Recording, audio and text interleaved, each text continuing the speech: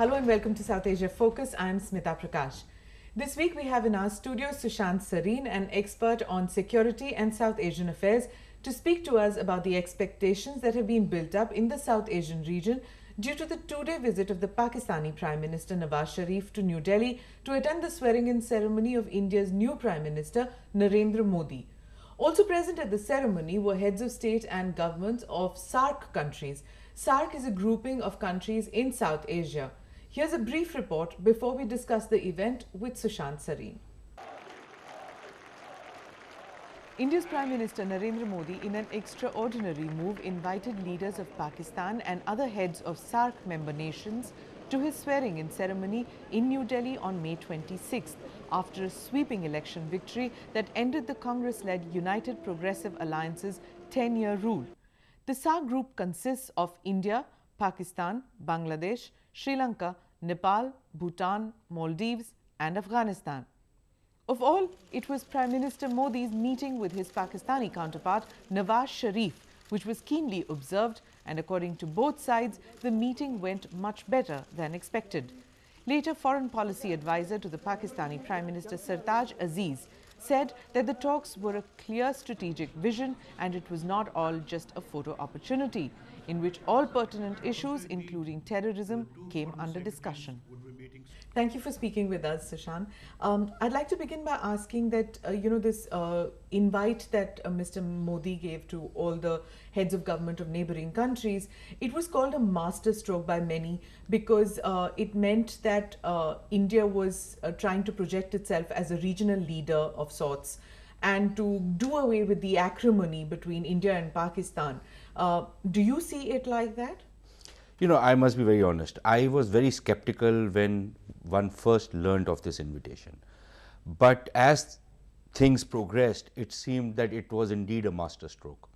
Mr. Modi managed to do a couple of things with just this one stroke, which was that there was this massive propaganda campaign which was carried out against him inside India. And there was a negative perception about him in the rest of the world, especially in South Asia. And I think with this one invitation, he conveyed this message that, dispelling that negative propaganda, one. And more importantly, I think he was sending a signal of, number one, his priority, foreign policy priority, which would be the region. And it was a kind of a invitation to all the neighbors to become part of India's growth story and to share in India's progress and prosperity. And it was an offer of a kind of partnership to them. Now, this does not mean that all the issues between the countries have been glossed over. There are some very serious issues, serious problems which even India has with some of these countries and which we need to resolve. But at the same time, he was also showing a path forward. And what has happened after this whole thing was that it gave a very, very positive vibe about this new government. And all that talk that, there's some kind of a monster who's coming into power in New Delhi, I think that's gone out of the window. Of course, what next steps the government takes will be very critical. Now, the invitation to the Pakistani Prime Minister. Now, India and Pakistan being nuclear neighbors, obviously any kind of a meeting between heads of government of the two countries, two neighbors, would grab eyeball space. Now, that's a problem that this region has always faced. All the smaller countries in the SAARC grouping feel that India and Pakistan and the problem in their relationship that overshadows anything else that the SAARC as a grouping could do. Do you feel that this is a pitfall which will never, none of the other countries can get over this ever? I think it is really unfortunate because what happens is that every time you have a collection of 8 countries, the focus is only on this India-Pakistan thing. And frankly, as an Indian, I would say that, apart from Pakistan, where there is a lot of negativity, there is a lot of positive things which we can do with many of our other neighbors. There is a lot positive we can even do with Pakistan, provided we get over that negativity. The positive you mean bilaterally, or do you mean as SAARC as a grouping? Bilaterally also, but it's actually the bilateral equation, or rather the lack of a bilateral equation, which actually impinges upon the rest of the grouping as well. So my own take is that, with whether it's Sri Lanka, Bangladesh, Nepal, any of the other neighbors, there's so much more beneficial kind of a partnership we can have with them. But unfortunately, this India-Pakistan track invariably, tends to Complicates, yeah. just take over the whole thing, and Well, it's a why- media circus then, as Correct. we've seen. So, but why is it that the SAARC grouping of nations cannot become, if we look east, ASEAN has become very vibrant, at least on the trade front they have. They have been able to put aside their political differences to some extent at least to become a vibrant grouping that somehow dodges SAARC. Can SAARC become another ASEAN in the near future?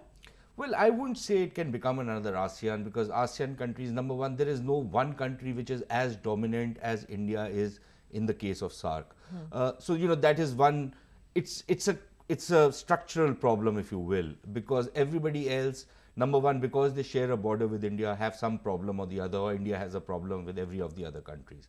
Pakistan doesn't really have a problem with Nepal or with Bangladesh for that matter. India will have natural problems with them. That is one problem which the ASEAN countries do not face.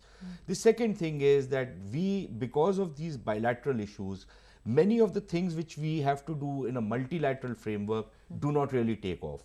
So that becomes a kind of, a limiting factor on this group moving forward. But having said that, I think, not really under the umbrella of SAARC, but otherwise, at a bilateral level, over the last few years, there has been some progress. For example, in terms of trade and commercial relations with Sri Lanka, with Nepal, with Bangladesh most of all, because Bangladesh has been the real story over the last, ever since Sheikh Hasina has come.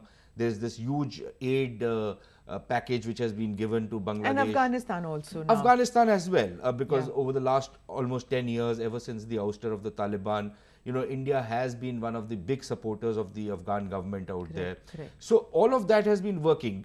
The question now is that what can you do that you build upon all those good things which have happened in the last 8-10 years. On bilateral front. On the bilateral front, and then bring it maybe into the multilateral framework, so that this organization as a whole can take off. Now, what you were mentioning that most of these SAARC nations, they have common borders with India, and hence there arises border issues. But somehow all countries other than Pakistan accept that India is the largest country in this grouping and accept to some extent India's leadership role in this grouping. But Pakistan obviously will not, having had acrimonious relationship, fought wars with India.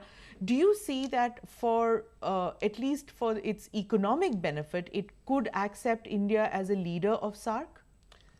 I won't say that it will accept India as a leader, but I would be hopeful that it can accept India as a partner.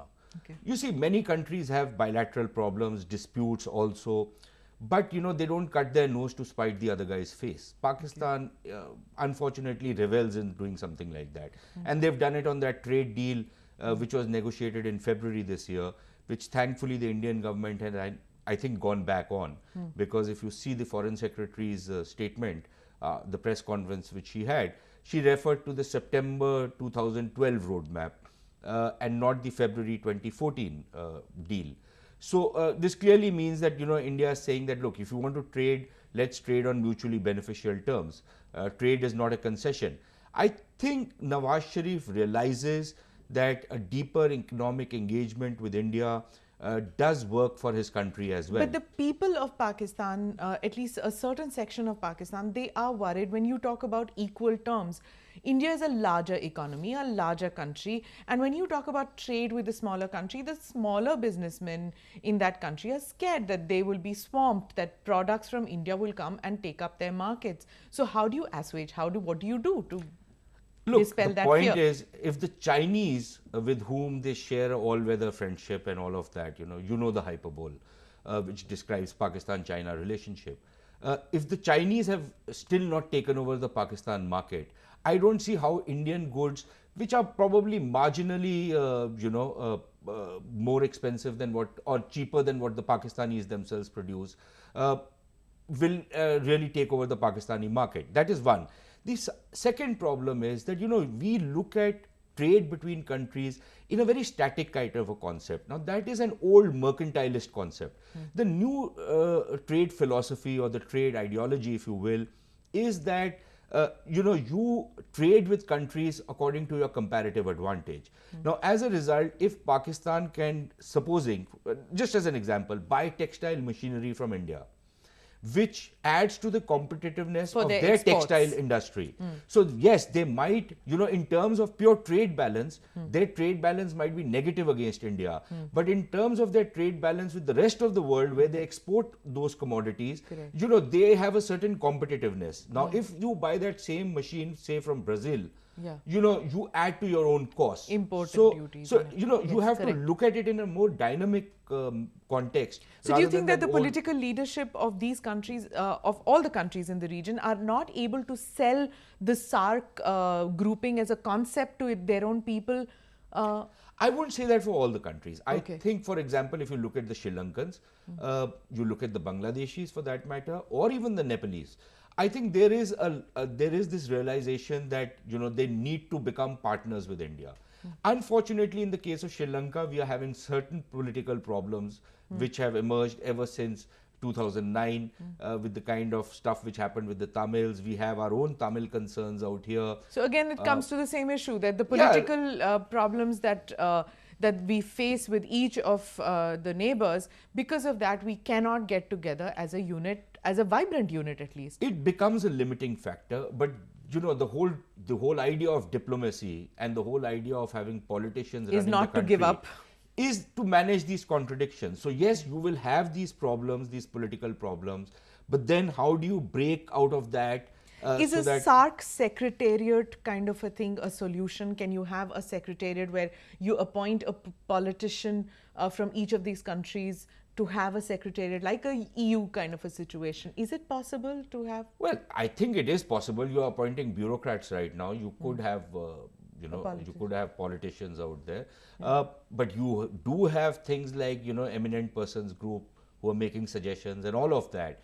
But at the end of the day, this is hard work which politicians will have to do in their own countries to convince their own people that, look, if I'm entering into this multilateral arrangement in which even India is a partner or even Pakistan is a partner, that does not mean that I'm necessarily giving up, my own national interest, or I'm surrendering my national interest, or certain issues which are very important to me. All that it means is that I'm not going to let those issues stop my progress in other fields. How important is the SAARC grouping to the rest of the world? Will it be important? I mean, considering that Afghanistan is part of the SAARC grouping, should it be important for America to look at what's happening here, or China to look at this grouping? Look, unless this becomes an economically vibrant grouping. And not just a talk shop. Not just a talk shop. 0 plus 0 plus 0, if you add 0 8 times, it will remain a 0. So the idea is to actually break out of that 0 and add a couple of ones before the zeros come, so that this group actually becomes something that everybody else wants to do business with. What would you say would be the one thing that the SAARC grouping can achieve right away? Nothing. Okay. All right. No, frankly, because until and unless some of those political problems are really sorted out. Now, in the Foreign Secretary's statement, the one word which she didn't use it for Pakistan, but she used it for many of the other countries, was greater connectivity. Now greater connectivity is something which actually can become a kind of a game changer. And you're not just talking about media, you're talking about roads, ports, everything. Absolutely. So a greater connectivity where, and greater connectivity is not just in terms of transport links, but also in terms of trade links, also in terms of communication links. If Mr. Modi is to make the first trip to his neighborhood, which country would you pick that he should visit first? China. Okay, not the SAARC grouping, is it? But China is a neighbor. All right. Thank you for speaking with us, Sushant Suri. Thank you. That's all we have for you this week. See you again next week.